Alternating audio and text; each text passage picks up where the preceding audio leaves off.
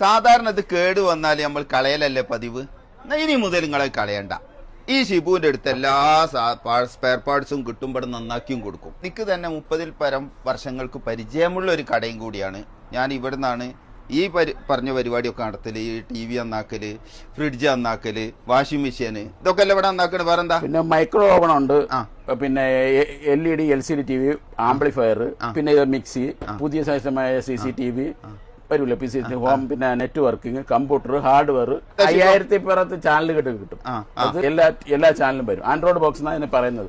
ദുനിയാവിൽ എന്തൊക്കെ ചാനൽ ഉണ്ടോ അതൊക്കെ ഈ ഒരു ഒറ്റ സാധനം ഫിറ്റ് ചെയ്താൽ കിട്ടും. കണ്ടേ നിങ്ങള്?